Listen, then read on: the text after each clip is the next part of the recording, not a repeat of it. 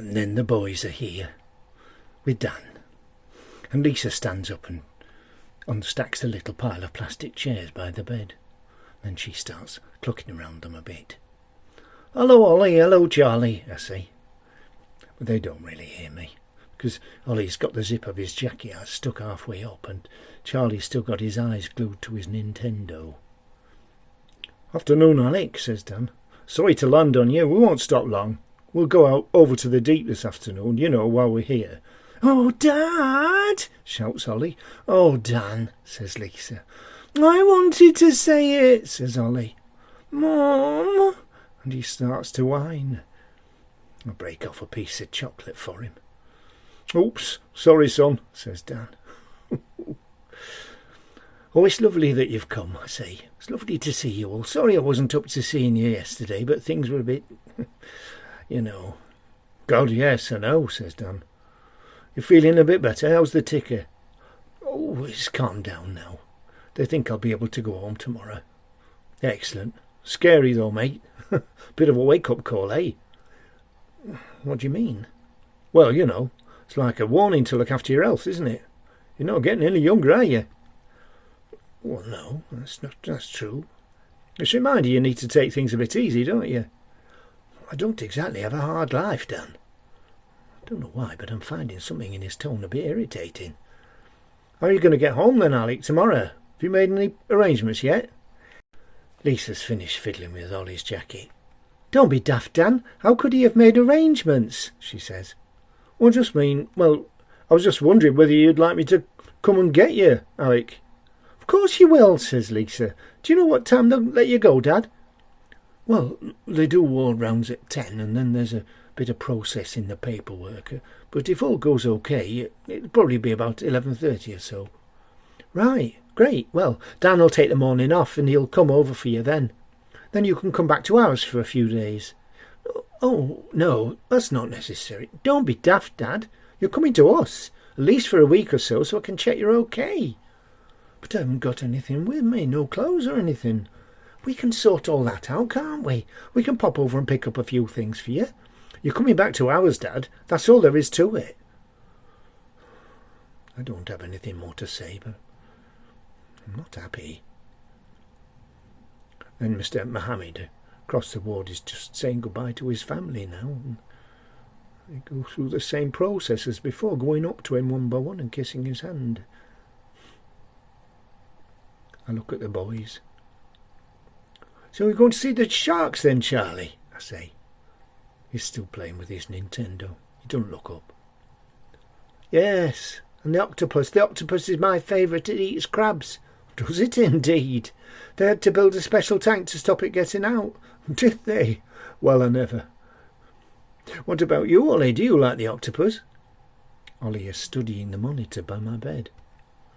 "He likes the conger eel," says Charlie. "Does he? Well, well." "Come on, boys," says Lisa. "You can tell Pops all about it tomorrow." Charlie slides off his chair, his eyes still glued to his gadget. He heads off to the door. Ollie follows him. "Say goodbye, boys," Lisa calls after them. "Bye, Pops," they shout back. "Bye-bye, boys," I call after them. "See you tomorrow."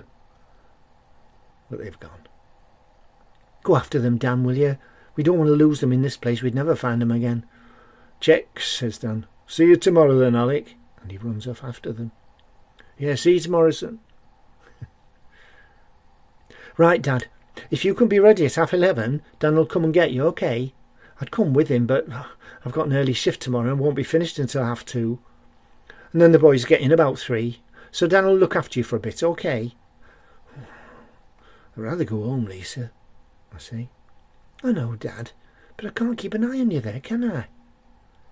"You don't need to, love." "Of course I do. You'd have me scared witless." "I'd just like to have me things around me, I'd be more relaxed." "I tell you what, when Dan comes, he can run you over to yours on the way. Then you can get anything you want and bring it to ours. How does that sound?"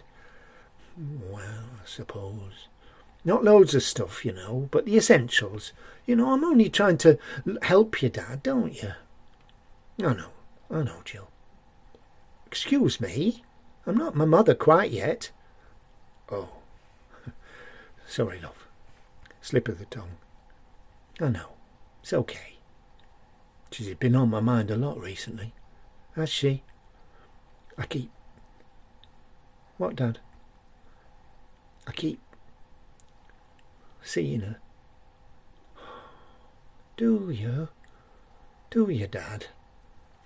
I know what that's like. Just after she died, I kept thinking I saw her. You know, round town and that, in the supermarket, on the bus. I'd be looking out the bus window and I'd see her sat on the bench by the bus stop. Oh, it always gave me a real jolt. Yes, but not like that.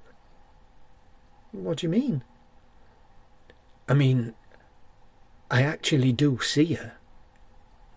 She came for me the other day at home when I had my do, you know. She told me I was to go with her. And after you left here last night, she was sitting on the chair, just there where you're sitting now. Oh, Dad. I'm sure that's just... And the other day, when Simon from across the road saw someone in my bedroom, it made me wonder if that was her too. I think she might be angry with me. Angry with you? Whatever for? Oh, I don't know. For giving Glynis her cup or something. I don't know. Maybe she's a bit jealous. Dad, it's just in your mind. You mustn't worry about it. Mum loved you. You know she did. Why would she be angry with you now? I know, love. I know. Besides, you don't believe in there's anything after we die anyway, do you? That's what you've always said. You just close your eyes and that's it. Eternal damp.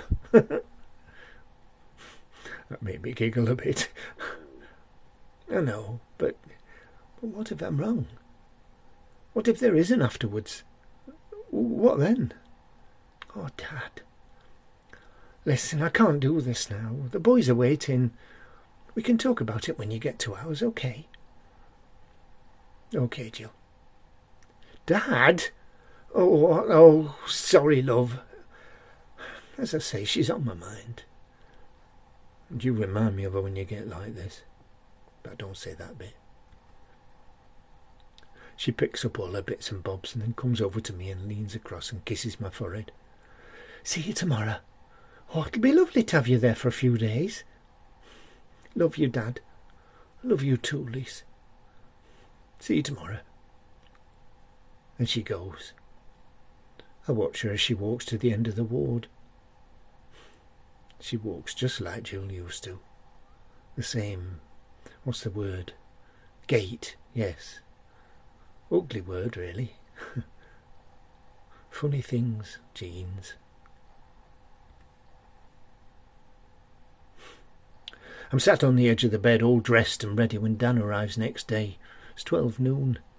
Sorry I'm a bit late, Alec. Everything okay? Everything's fine. Got the all clear to go home. I told them I was coming to yours and they seemed to think that was a good idea under the circumstances. Of course it is, Alec. I just don't want to be a burden, you know. You're not a burden, Alec. Lisa and the boys, they'll love having you around for a bit. We just get into the ward door as Dolores comes through with her trolley. Oh, Mr. Alec, you're leaving me so soon? I'm afraid so. Well, I'm glad and I'm sad, she says. Glad for you, sad for me. You take care now. She trundles on past. Got a bit of a fan there, Alec, says Dan. Well, you know, we had good chats.